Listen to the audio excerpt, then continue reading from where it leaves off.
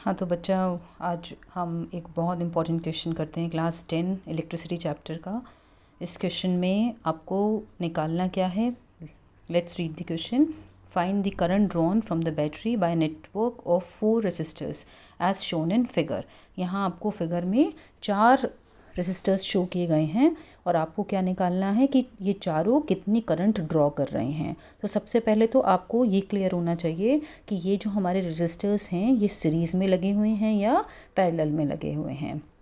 तो इसके लिए हम क्या करेंगे, हम अगर माने कि यहाँ से हमारी विनो कि यहाँ से जो आई का करंट है वो यहाँ से स्टार्ट होगी conventionally from the positive terminal, तो जब वो यहाँ से फ़्लो करेगी तो यहाँ आके वो डिवाइड हो जाएगी इसमें और इसमें। तो मान लें कि अगर इसमें I1 जा रही है और इसमें I2, तो इससे हमें ये पता लगेगा कि कौन कौन से रेजिस्टेंसेस हमारे सीरीज़ में हैं और कौन सा पैरेलल में है।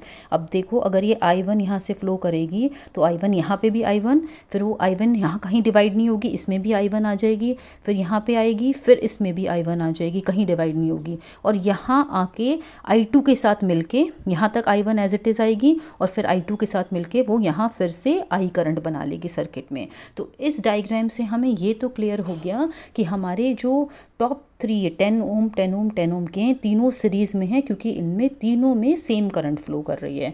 तो मैं यहाँ पे एक आपको दूसरी फिगर से समझा देती हूँ कि आपको इसको दोबारा से क्लियर हो जाए। हमें क्या करना पड़ेगा, एक 10 ओम का ये रेसिस्टर, दूसरा 10 ओम का ये और तीसरा ये, हम इन तीनों को सीरीज़ में कनेक्ट करेंगे।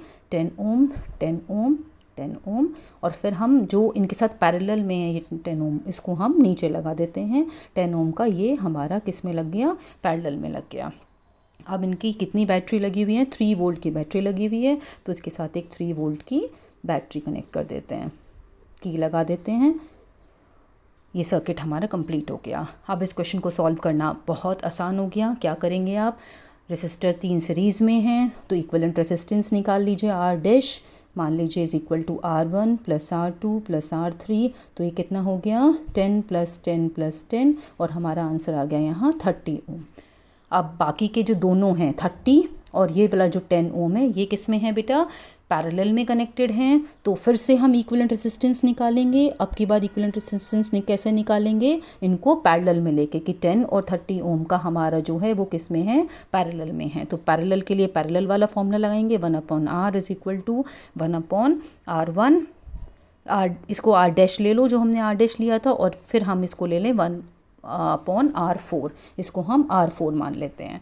तो हमारा कितना हो गया, ये 1/10, मतलब ये तो हमारा था 30 प्लस 1/10, तो ये कितना हो गया 1/R। जब हमने निकाला तो ये हमारा आ जाएगा, एलसीएम ले ले हुए आप यहाँ पे 30, तो ये आ जाएगा कितना 1 प्लस 3, ये हो गया 4/30।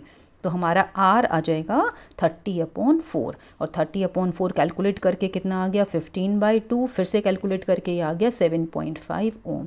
तो अब हमारे पास R आ चुका है, रेसिस्टेंस आ गया, equivalent resistance of this whole circuit, और हमारे पास वोल्टेज भी कितनी है, 3 वोल्ट्स है हमारे पास। तो अब हमें सिर्फ क्या निकालना था, क्वेश्चन था हमारा फाइंड द करंट ड्रॉन। तो Ohm's law, by using Ohm's law, V is equal to I R, आप सबको पता है। तो I कितना हो गया यहाँ पे, I is equal to V/R। V कितना है आपका 3, और आपका ये कितना आया था R 7.5। इसको कैलकुलेट करते हैं, ऊपर आ गया 0।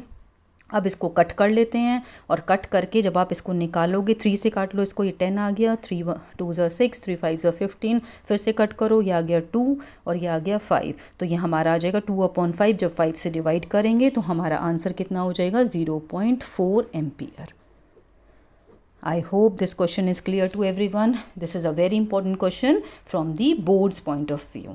Thank you so much. Please like and share with your friends.